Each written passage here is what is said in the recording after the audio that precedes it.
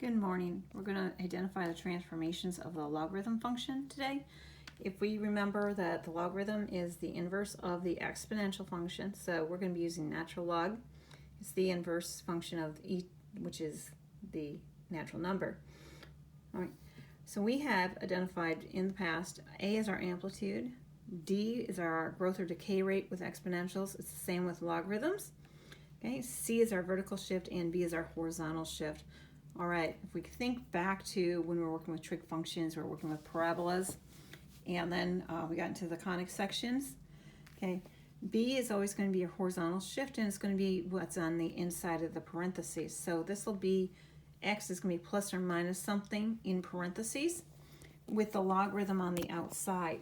So I'm going to have natural log, okay, X plus or minus whatever B is. Okay, that's how we're units to the, like, are we going left or right? All right, if I'm going to do a horizontal shift, this happens on the outside. So I can have the natural log, let's say I have x minus 2, all right, and I'm going to add, let's say, 1/2, all right? So this tells me I'm going to shift up a half unit, and this also states we're going right 2 units. Okay, because remember, it's like this B is always the opposite. We include this subtraction sign, so the opposite of the -2 is a +2. Or we think about what makes this, if I want this to add to 0, what's it going to be? +2, right? Okay, so now we are going to get to our amplitude and our growth rate. Okay, with anything in any other function, or even with conic sections, we had our amplitude or our stretching usually happened with somewhere. Amplitude with parabola was always, it was ax squared, or with the line, our slope is a, or m, is the ax. Okay, so this is our slope here, and this is our rate of growth. Okay, remember with an inverse, we're going to x and y switch places, so guess what? Our growth rate and our decay switch places. So when we're writing out our exponential, d is your growth or decay rate, and that comes before the function itself, the logarithm. So d, whatever it is, our natural log, which the base is e, we don't include it, but for some, I just did that for you to see. Then whatever a is, your slope for the function, times x plus b, horizontal, plus c.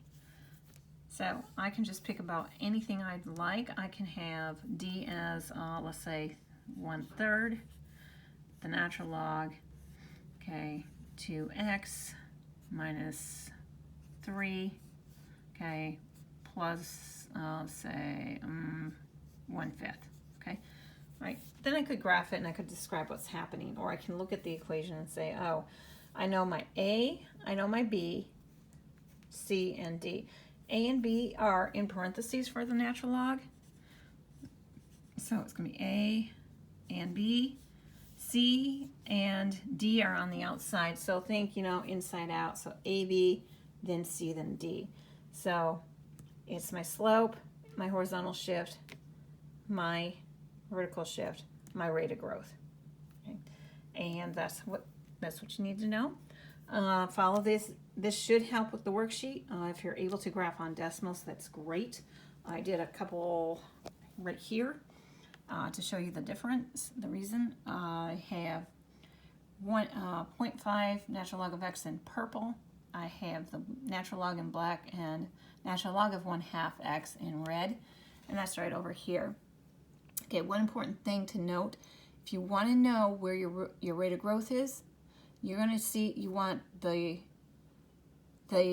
problem will, without a vertical shift or a horizontal shift, we're just looking at we would just graph 0.5 natural log x. I wouldn't worry about anything else, and then I would graph natural log x, and I would want to see that they cross both at 1, 0.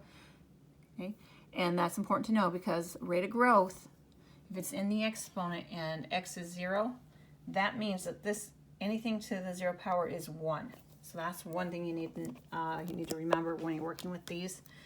Like e to the 0 is 1. So anything to the 0 power of 1 is 1, which means that the log of 0 will always equal 1, but our log will never be 0.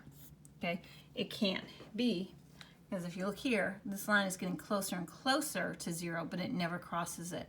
Okay, that's with the general function. We're not doing any, we're not shifting it left or right or up or down. We're just looking in general. If you were to, they were to ask you on a test and say the log was equal to 0, the answer is it's not possible, because the log of any number can never be 0, because we can't raise any number to any power to get 0.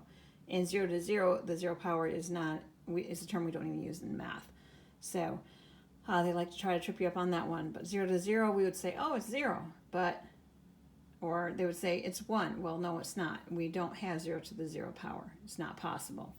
Okay, that's your mini lesson. Hope that helps you with the worksheet. Thank you.